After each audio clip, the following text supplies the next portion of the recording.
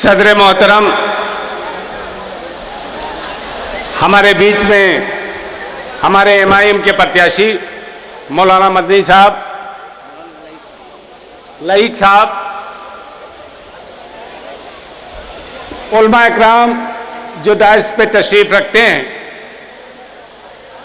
अजीजान गिरामी, फर्दन नाम लेने में वक्त की कमी हायल है, क्योंकि शेरे हिंद नकीब मिल्लत असदुद्दीन ओवैसी साहब कोई 10 मिनट के अंदर आपके बीच में तशरीफ लाने वाले हैं। मौका गनीमत समझकर आपके बीच में मैं हाजिर हो गया। अजीज साथियों और दोस्तों, हम अदालत में, आपकी अदालत में एक सवाल लेके आए हैं कि हम वोट आपसे मांग रहे हैं, असदुद्दीन ओवैसी के लिए हम वोट मांग रहे हैं, तो हम वोट क्यों मांग रहे हैं? आखिर वजह क्या है? आखिर सबब क्या है? यासिर भाई तो मौजूद थे, बहुत सारे मुसलमान लीडर मौजूद थी, बहन जी मौजूद हैं, अखिलेश यादव मौजूद है, राहुल गांधी, तो आखिर हम असदुद्दीन ओवैसी के लिए वोट क्यों मांग रहे हैं?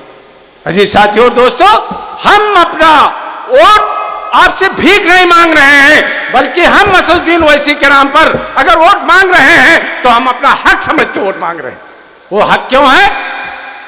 हम अपना हक जता रहे हैं आपके वोट पर, क्योंकि आप 22 करोड़ की आबादी हिंदुस्तान में है, और अब जब आपके ऊपर जो कोई आफत आती है तो सिर्फ एक ही चेहरा हिंदुस्तान के पार्लियामेंट में दिखता है, जो मोदी को, योगी के और अमित शाह के छाती पर चढ़ के अपनी बात रखता।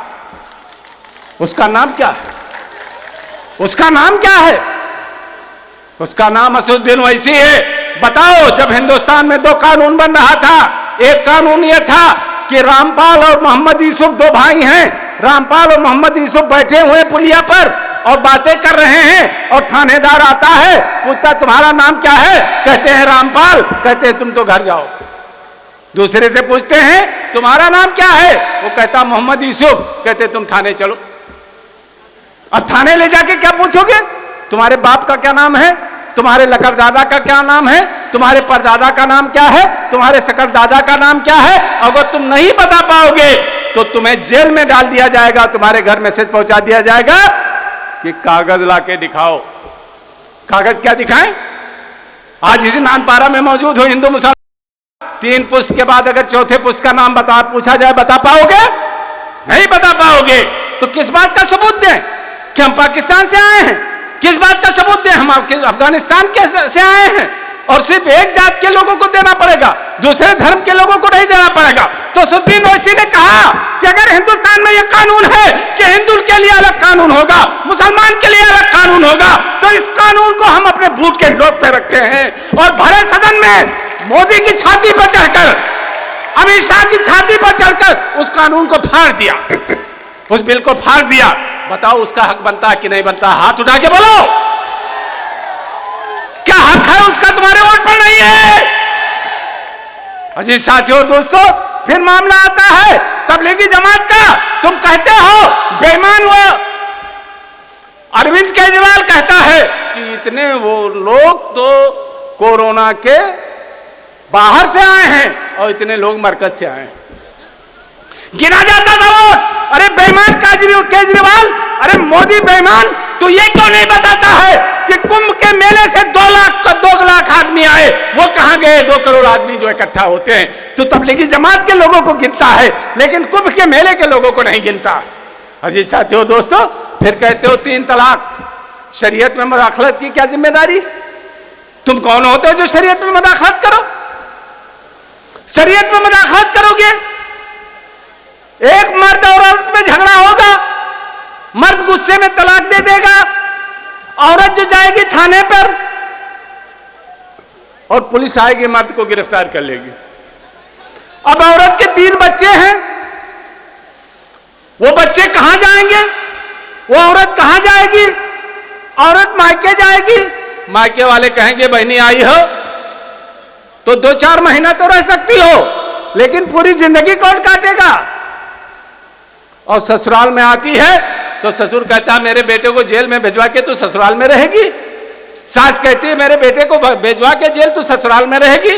ननद कहती है तू अब मेरे भाई को जेल में भेजवा के ससुराल में रहेगी। पता चला वो औरत न घर की न घाट की, तो क्या करेगी? भीख मांगेगी, क्योंकि वो दूसरी शादी भी नहीं कर सकती। लेकिन उसकी अहमियत डॉक्टर मन्नान समझते हैं। जो अपनी बीवी को इज्जत के साथ अपने घर में रखते हैं, उसको हमारे उलमा इकराम समझते हैं, हमारे लोग समझते हैं। लेकिन मोदी तुम क्या समझो? तुम तो अपनी बीवी को ब्याही होते हुए घर से तुमने निकाल दिया और चौराहे पर तुम्हारे लोग घूम रहे। ऐसा आदमी न मोदी की बीवी न योगी की बीवी, आगे नाथ पीछे पगहा, जिसके नाम से रोवे गधा।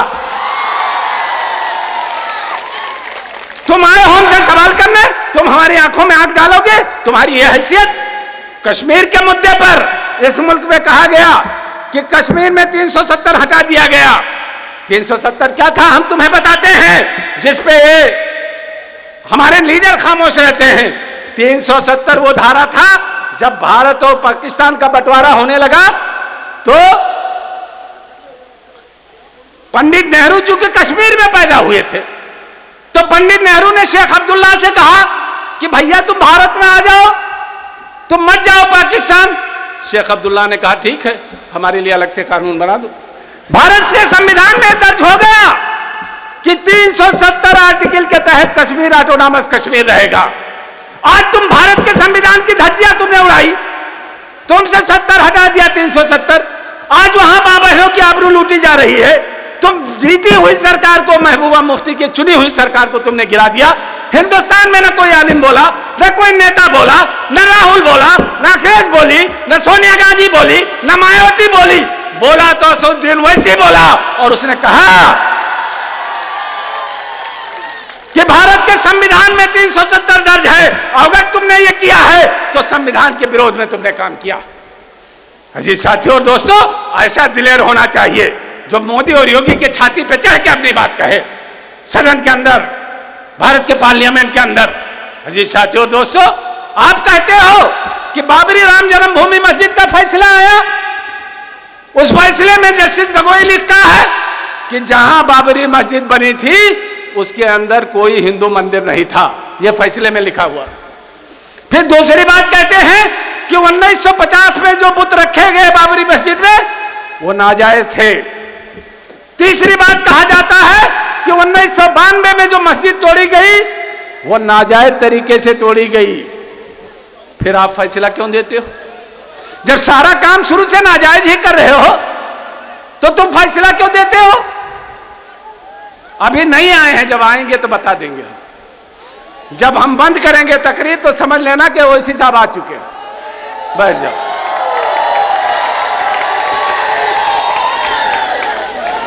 तो आप ये कहते हो कि बाबरी मस्जिद पे तुमने फैसला दिया। अगर भाई, अगर ये कौन सा मदरसा है? नहीं, कुछ कहना चाहते हैं? मैं, ये मदरसा कौन सा है? कॉलेज कौन सा है? लॉन है। हेलो। इस लॉन में अगर मैं कहूं कि यहाँ ओवैसी साहब, मैं कहूं कि डॉक्टर मन्नान हूं मैं, और मैं कहूं कि मेरे दादा यही पैदा हुए थे, तो क्या आप मान लोगे?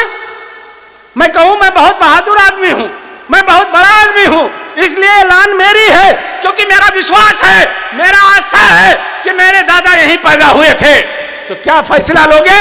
आस्था के बुनियाद पर क्या फैसला होगा? विश्वास के नाम पर कि जमीन डॉक्टर मन्नान को दे दी जाए, और न खसरा न खतौनी, जिसके पास न खसरा था न खतौनी थी, तुमने दे दिया राम मंदिर को जगह। कौन बोला? कोई आलिम बोला? कोई लीडर बोला? कोई हिंदुस्तान में बोला? मुलायम का बेटा बोला? अखिलेश? मायावती बोली? सोनिया बोली? नहीं, कोई नहीं बोला।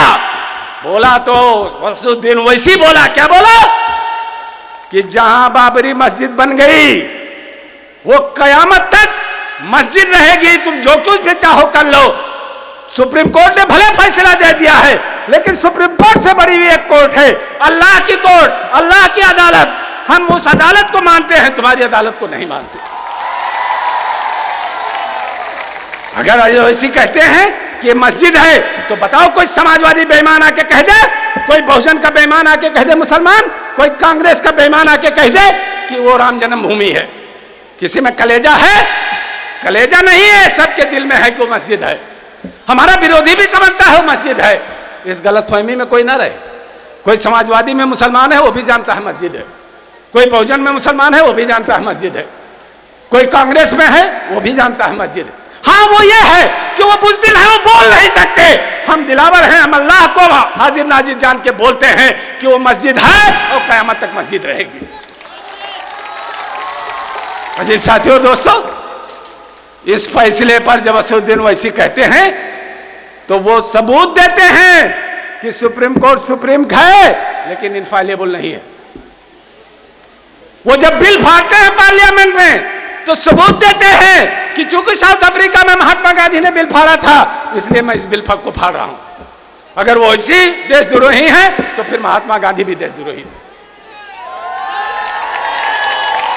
अजीज साथियों, दोस्तों, आज मैं फिर आपसे कहना आया हूं, अभी एक IAS अधिकारी को जो अपने घर में बैठकर अपने दीन इस्लाम की बात कर रहा था उसके ऊपर मुकदमा कायम कर दिया गया कि वो तो धर्मांतरण की बात करता था। अरे भाई, ये जितने आप लोग वॉलंटियर हो आप ज्यादा बवाल फैला रहे हो, चुप हो जाओ जरा थोड़ी। बैठे हैं सब, बैठे रहने दो ना यार। तो फिर वो कहते हैं ओवैसी साहब, अभी चूड़ी बेचने वाला गया था इंदौर में, चूड़ी बेचने वाला गया था, उसकी चूड़ियां तोड़ दी गई, उसकी चूड़ियां लूट ली गई। बताओ, कोई बेईमान बोला? अभी IAS अधिकारी को कहा जा रहा धर्मांतरण करा रहा है, कोई अखिलेश बोल रहा है, कोई मायावती बोल रही है। आप सब दोस्तों बताओ, आप लोग चुप रहो यार। ए मौलाना चुप रहो ना यार, तुम चुप रहो ना यार। अजीज साथियों, दोस्तों, ये बात जब अखिलेश ओवैसी बोलता है, सुनना गौर से इस बात को, जब ओवैसी इस बात को बोलते हैं तो उनके घर पर क्या होता है? पथराव करते हैं। ये नपुंसक लोग जाके उस घर पे पथराव करते हैं। आज ओवैसी नहीं थे तो उनके घर पे पथराव किया तुमने।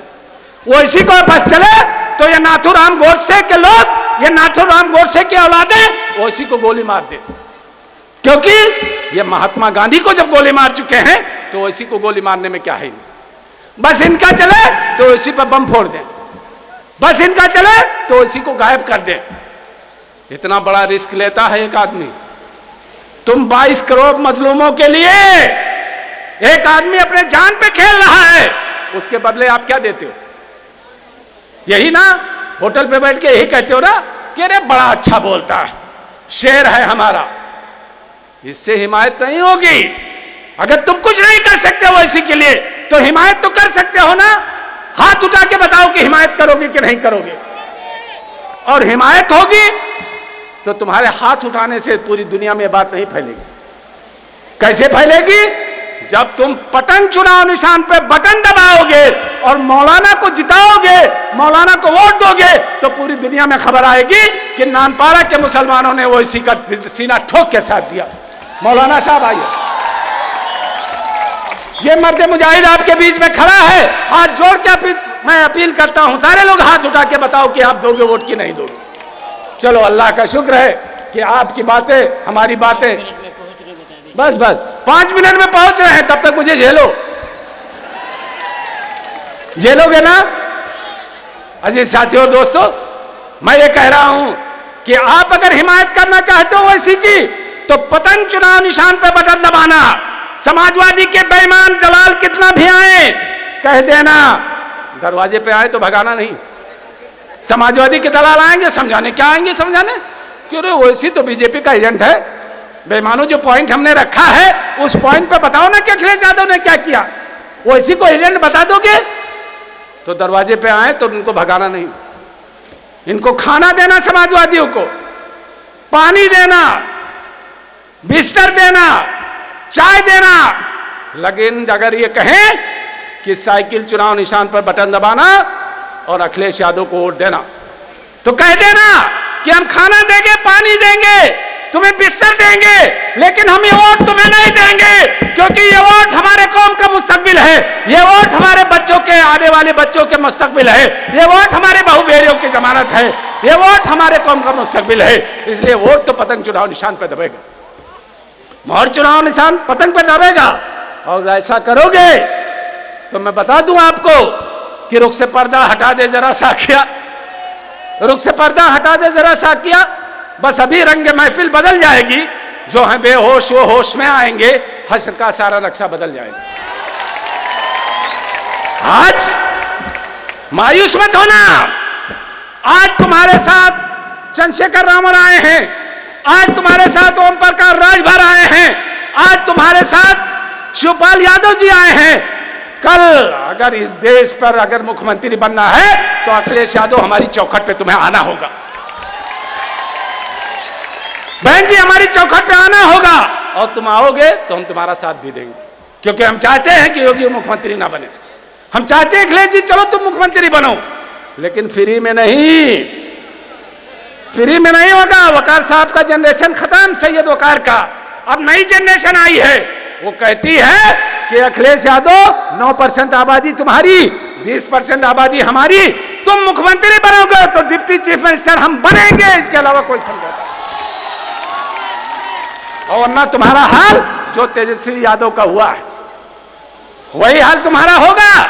हमें जिम्मेदार मत ठहराना, हम नानपारा से जीत के जाएंगे, तुम बाकी जगहों पर जीत के आओ तब हमारा समर्थन लो। तुम्हारे बस का नहीं, तुम हारते हो।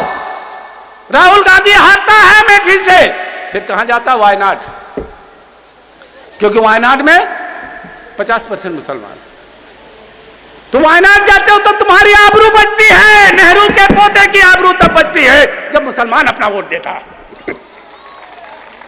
मुलायम सिंह यादव के बेटे की आबरू तब बचती है जब वो इटावा छोड़कर आजमगढ़ में आता है जहां मुसलमानों की आबादी। मुलायम सिंह यादव की सेकुलरिज्म तब बचती है जब तुम आजमगढ़ आते हो, वरना तुम्हारी डिंपल यादव, तुम्हारा धर्मेंद्र यादव, तुम्हारी जो है राम गोपाल यादव का बेटा, सारे के सारे लोग तुम्हारे गढ़ में हार जाते हैं। क्या वो इसे हराने गए थे? क्या वो इसे हराने गए थे? अभी सिद्धू ने पार्टी छोड़ दिया, कांग्रेसियों को कोई भरोसा नहीं कब ये भाजपाई हो जाए और कब ये कांग्रेसी हो जाए। पहले सिद्धू भाजपाई था, वो कांग्रेसी बना, अब कैप्टन कांग्रेसी था, भाजपाई बना। तो कांग्रेसियों को तो भरोसा बिल्कुल मत करना। जगदम्बिका पाल और जितने भी लोग हैं सब के सब कांग्रेसी ही तो थे। तो ये कब अंबेडकरवाद को नीलाम कर दे, कब ये नेहरूवाद को नीलाम कर दे, जब ये गांधीवाद को नीलाम कर दे, कब ये लोहियावाद को नीलाम कर दे भरे चौराहे पर और भाजपा में घुस जाए, इनका कोई भरोसा नहीं, इनका अब कोई भरोसा नहीं करना है। ले किसका कैसा नारा कैसा कौल, कहते हैं बोल मुलायम हल्ला बोल। कैसे हल्ला बोले? कहते बोल मुलायम हल्ला बोल, कहते ना हल्ला नहीं बोलेंगे। कैसा नारा कैसा कौल, भेज कमीनों पे लाहौल अल्लाह बोल। अल्लाह का नाम लो और पतंग चुनाव निशान पर बटन, अल्लाह का नाम लो, पतंग चुनाव निशान पर बटन दबाओ। इंशाअल्लाह आने वाला वक्त तुम्हारा है, आने वाला वक्त तुम्हारा है। प्यासे दरिया मत घबराना, सूरज आने वाला है, आ रहा है सूरज। देखो मैंने शेर पढ़ा, सूरज आ गया, तो जिंदा लगाओ। देखो देखो कौन आया।